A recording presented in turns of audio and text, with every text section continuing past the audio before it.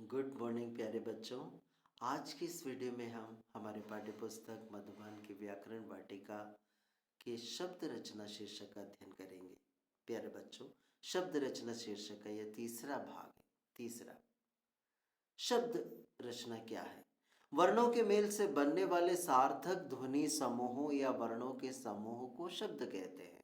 वर्णों के मेल से बनने वाले सार्थक ध्वनि समूहों या वर्णों के समूह को शब्द कहते हैं। नए शब्दों के निर्माण की प्रक्रिया को ही व्याकरण में शब्द रचना कहा जाता है। प्यारे बच्चों, शब्द रचना तीन प्रकार से होती है। पहला है मूल शब्द के पहले उपसर्ग के योग से, दूसरा है मूल शब्द के बाद में प्रत्यय के योग से, और तीसरा दो भिन्न भिन्न सार्थक शब्दों अर्थात समास के योग से। दो भिन्न भिन्न सार्थक शब्दों अर्थात समास के योग से। प्यारे बच्चों, आज के इस वीडियो में हम दो भिन्न भिन्न सार्थक शब्दों अर्थात समास के योग से शब्द रचना सीखेंगे। प्यारे बच्चों, समास को समझने के लिए हमें इस अनुच्छेद को ध्यान से सुनना होगा। पुस्तकालय का विद्यार्थी के जीवन में बहुत महत्व है। यहाँ विभिन्न अध्ययन सामग्री उपलब्ध होने से ज्ञान वृद्धि, मनोरंजन का आनंद एक साथ प्राप्त किया जा सकता है। शिक्षा के प्रचार प्रसार में भी पुस्तकालय महत्वपूर्ण भूमिका निभाते हैं। प्यारे बच्चों, उपर्युक्त उदाहरण में आए रंगीन छपे शब्दों पर ध्यान दीजिए। पहला पुस्तकालय, पुस्तक के लिए आलय। दूसरा विद्यार्थी, विद्या का अर्थी। तीसरा अध्ययन सामग्री, अध्ययन के लिए सामग्री। चौथा है ज्ञान वृद्धि, ज्ञान की वृद्धि। और पांचवा है प्रचार प्रसार, प्रचार और प्रसार। प्यारे बच्चों, ये शब्द शब्द समूहों को संक्षिप्त करके बने हैं। अभी जो रंगीन शब्द का हमने अध्ययन किया, वो ये जो शब्द है शब्द समूहों को संक्षिप्त करके बने हैं। शब्द समूहों को संक्षिप्त करने की प्रक्रिया समास कहलाती है। समास क्या है? शब्द समूहों को संक्षिप्त करने की प्रक्रिया समास कहलाती है। जब दो या अधिक शब्दों को मिलाकर एक नया शब्द बनाया जाता है, उस प्रक्रिया को समास कहते हैं। जब दो या अधिक शब्दों को मिलाकर एक नया शब्द बनाया जाता है, उस प्रक्रिया को समास कहते हैं। इन शब्दों में परस्पर कुछ संबंध अवश्य होना चाहिए। समास युक्त पद को हम समस्त पद कहते हैं। विग्रह अर्थात अलग अलग करने पर समस्त पद के दो पद बन जाते हैं। पहला पूर्व पद और दूसरा है उत्तर पद। जैसे हम इसको उत्तर पद और पूर्व पद को इस प्रकार से समझेंगे। गंगा जल एक समस्त पद है, तो इसमें गंगा पूर्व पद है और जल उत्तर पद। गंगा जल में गंगा पूर्व पद है और जल उत्तर पद। पूर्व पद को ही पहला पद और उत्तर पद को दूसरा पद भी कहते हैं। प्यारे बच्चों, कभी पूर्व पद प्रदान होता है, कभी उत्तर पद और कभी अन्य पद। कभी पूर्व पद प्रदान होता है तो कभी उत्तर पद और कभी अन्य पद। इसी आधार पर समास के भेद किए जाते हैं, उसके कौन से पद प्रदान है। इस आधार पर समास के 6 भेद हैं। पहला अव्ययी भाव समास, दूसरा तत्पुरुष समास, तीसरा द्वंद्व समास, चौथा बहुब्रीहि समास, पांचवा कर्मधारय समास और छठा दिग्गज समास। प्यारे बच्चों, अब हम एक एक समास को समझेंगे। अव्ययी भाव समास। प्यारे बच्चों, इस समास में दो शब्दों से मिलकर जो शब्द बनता है वह अव्यय क्रिया विशेषण का काम करता है, इसलिए इसका नाम अव्ययी भाव समास है। प्यारे बच्चों, अव्ययी भाव समास को हम इस प्रकार से परिभाषित कर सकते हैं। जिस समास का पहला पद प्रधान हो, जिस समास का पहला पद प्रधान और अव्यय हो, उसे अव्ययी भाव समास कहते हैं। जिस समास का पहला पद प्रधान और अव्यय हो, उसे अव्ययी भाव समास कहते हैं। अव्ययी समास को हम समस्त पद और विग्रह से और समझेंगे। जैसे समस्त पद हैं यथाशक्ति, शक्ति के अनुसार, आजन्म, जन्म से लेकर, रातों रात, रात ही रात। यहाँ पर यथा, आ, रातों, ये सब अव्यय है।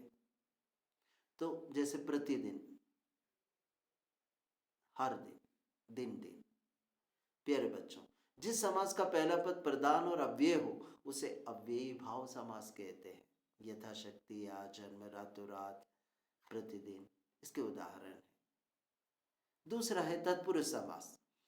तत्पुरुष समास में पूर्व पद गौण और उत्तर पद प्रधान होता है। तत्पुरुष समास में पूर्व पद गौण और उत्तर पद प्रधान होता है। दोनों शब्दों के मध्य आने वाली विभक्ति चिन्हों का लोप हो जाता है। दोनों शब्दों के मध्य आने वाली विभक्ति चिन्हों का लोप हो जाता है। जिस समास का उत्तर पद अर्थात दूसरा पद प्रधान तथा पूर्व पद अर्थात पहला पद गौण अप्रधान होता है और पूर्व पद के साथ विभक्ति का लोप होता है, उसे तत्पुरुष समास कहते हैं। तो तत्पुरुष समास को हम इस प्रकार से परिभाषित कर सकते हैं। जिस समास का उत्तर पद प्रधान तथा पूर्व पद गौण होता है और पूर्व पद के साथ विभक्ति का लोप होता है, उसे तत्पुरुष समास कहते हैं। तत्पुरुष समास को हम समस्त पद एवं विग्रह से और समझते हैं। यश प्राप्त, यश को प्राप्त, हस्तलिखित समस्त पद का विग्रह है हाथ से लिखित। रसोई घर, रसोई के लिए घर। ऋण मुक्त, ऋण से मुक्त। भारत रत्न, भारत का रत्न। घुड़सवार, घोड़े पर सवार। प्यारे बच्चों, कारक या विभक्ति चिन्ह के आधार पर तत्पुरुष समास के 6 भेद हैं। 6 कारक 8 होते हैं। अगर हम ऊपर से कर्ता को और आखिरी संबोधन को हटाएं तो बीच में कर्ता ने कर्म, करण, संप्रदान, अपादान, संबंध और आदिकरण। अब हम इसको उदाहरण से समझेंगे। जैसे यहाँ पर मैंने 6 उदाहरण दिए हैं, वो सभी एक एक तत्पुरुष के हैं, समास के हैं। यश प्राप्त, यश को प्राप्त, कर्ता ने कर्म को, तो ये कर्म तत्पुरुष समास। हस्तलिखित, हाथ से लिखित, कर्ता ने कर्म को करण से, करण तत्पुरुष। रसोई घर, रसोई के लिए घर, के लिए घर, तो विभक्ति के लिए यहाँ पर, तो कर्ता ने कर्म को करण से, करण के बाद संप्रदान के लिए, संप्रदान के लिए, तो संप्रदान तत्पुरुष रसोई घर। ऋण मुक्त, ऋण से मुक्त, यहाँ पर विभक्ति क्या है? से। कर्ता ने कर्म को करण से, संप्रदान के लिए और अपादान से, अपादान, तो अपादान तत्पुरुष समास। भारत रत्न, भारत का रत्न, तो भारत का, यहाँ पर जो विभक्ति है का लोप हुआ का, तो ये इस आधार पर ये कौन सा तत्पुरुष समास है? कर्ता ने कर्म को करण से, संप्रदान के लिए, अपादान से, संबंध, काकी के संबंध, तो ये संबंध तत्पुरुष है। घुड़सवार, घुड़सवार संबंध के बाद अधिकरण तत्पुरुष, अधिकरण में पर। प्यारे बच्चों, इस आधार पर तत्पुरुष समास के 6 भेद हैं।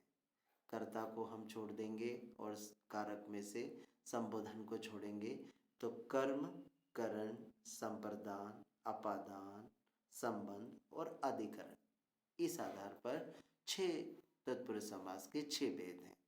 प्यारे बच्चों, जिस समास का उत्तर पद प्रधान तथा पूर्व पद गौण होता है और पूर्व पद के साथ विभक्ति का लोप होता है, उसे तत्पुरुष समास कहते हैं। या हम कह सकते हैं कि जिस समास का दूसरा पद प्रधान हो उसे तत्पुरुष समास कहते हैं।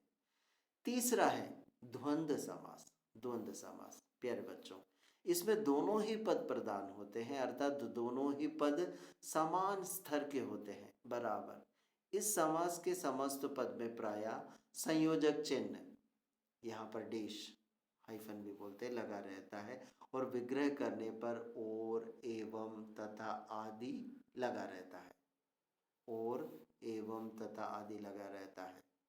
प्यारे बच्चों, द्वंद्व समास को हम इस प्रकार से भी परिभाषित कर सकते हैं। जिस समास के दोनों पद प्रधान हो, जिस समास के दोनों पद प्रधान हो तथा विग्रह करने पर दोनों के बीच और, या, तथा, अथवा जैसे योजकों का प्रयोग हो, योजक चिन्हों का प्रयोग हो, उसे द्वंद्व समास कहते हैं। जिस समास का दोनों पद प्रधान हो। प्यारे बच्चों, अब हम इसे समस्त पद और विग्रह से समझेंगे। माता पिता, माता और पिता। अन्न जल, अन्न और जल। हार जीत, हार और जीत, चाय कॉफी, चाय या कॉफी। प्यारे बच्चों, इसके बाद इस क्रम में चौथा है बहुब्रीहि समास। बहुब्रीहि समास में दोनों ही पद गौण होते हैं और कोई अन्य पद प्रधान होता है। इसमें दोनों पद प्रधान नहीं होते, एक अन्य पद प्रधान होता है। इस तीसरे प्रधान पद का ज्ञान संदर्भ से ही होता है। ज्ञान कैसे होता है? संदर्भ से। जैसे हम बहुब्रीहि समास को इस प्रकार से परिभाषित कर सकते हैं, जिस समास में दोनों ही प्रधान नहीं होते हैं तथा वे किसी तीसरे पद की ओर संकेत करते हैं। जिस समास में दोनों ही पद प्रधान नहीं होते हैं तथा वे किसी तीसरे पद की ओर संकेत करते हैं, वहां बहुब्रीहि समास होता है। प्यारे बच्चों, बहुब्रीहि समास को भी हम समस्त पद एवं उसके विग्रह से समझेंगे। दशानन समस्त पद है। 10 है आनंद जिसके अर्थात रावण। एक तीसरे पद की ओर हम गए, पहले और दूसरे पद को छोड़कर 10 आनंद, 10 है जिसके से आनंद, उसको छोड़कर हम रावण एक तीसरे पद की ओर हम गए, इसलिए बहुब्रीहि समास है। तो जिस समास में दोनों ही पद प्रधान नहीं होते तथा वे किसी तीसरे पद की ओर संकेत करते हैं, वहां बहुब्रीहि समास होता है। जैसे महादेव, महान है जो देव अर्थात शिव जी। गिरिधर, गिरि को धारण करने वाला अर्थात श्री कृष्ण। प्यारे बच्चों, इस क्रम में जो अगला समास है वो है कर्मधारय समास।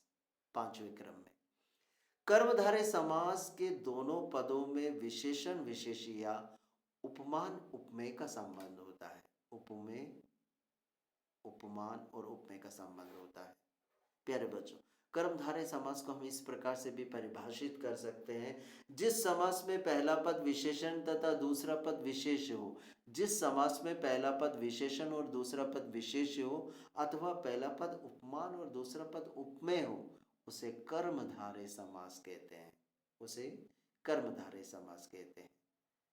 कर्मधारय समास में पहला पद विशेषण तथा दूसरा पद विशेष होता है। प्यारे बच्चों, कर्मधारय समास को भी हम समस्त पद एवं विग्रह से समझेंगे। नील गगन, नीला है जो गगन, गगन की विशेषता बता रहे हैं। यहाँ पर नीला विशेषण है और गगन विशेष है। गगन की विशेष्य बता रहे हैं नीला, नील गगन, नीला है जो गगन, कर्मधारय समास। महाकाव्य, काव्य की विशेषता बता रहे हैं, महान है जो काव्य, काव्य की विशेषता है इसलिए महाकाव्य, यहाँ पर कर्मधारय समास। काली मिर्च, काली है जो मिर्च, मिर्च की विशेषता बता रहे कौन सी है? काली, काली है जो मिर्च, काली मिर्च, तो यह कर्मधारय समास है यहाँ पर। तो प्यारे बच्चों, कर्मधारय समास के बाद छठा और अंतिम है दिग्गु समास। दिग्गु समास किसे कहते हैं? दिग्गु समास में पूर्व पद संख्यावाची होता है। प्यारे बच्चों ध्यान देना, दिग्गु समास में पूर्व पद संख्यावाची होता है और उत्तर पद विशेष्य होता है।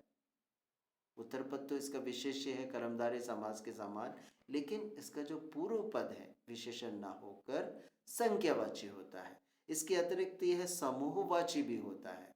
तो दिग्गु समास को हम इस प्रकार से परिभाषित कर सकते हैं, जिस समास का पहला पद संख्यावाची विशेषण हो, जिस समास का पहला पद संख्यावाची विशेषण हो उसे दिग्गु समास कहते हैं, उसे दिग्गु समास कहते हैं। दिग्गु समास को हम समस्त पद एवं विग्रह से समझने की कोशिश करते हैं। समझते हैं चौराहा, चार राहों का समाहार। तो यहाँ पर देखो चार संख्यावाची पूर्व पद, चौराहा चार राह, पंचवटी पंचवटी, पांच वटों का समाहार, त्रिवेणी तीन वेणियों का समूह। तो जिस समास का पहला पद संख्यावाची विशेषण हो उसे दिग्गु समास कहते हैं। प्यारे बच्चों, आज के इस वीडियो में हम शब्द रचना के अंतर्गत समास, दो भिन्न भिन्न शब्दों अर्थात समास के योग से शब्द रचना करना सीखा। समास के कितने भेद हैं, सभी भेदों को समझा। आज की इस वीडियो में बस इतना है।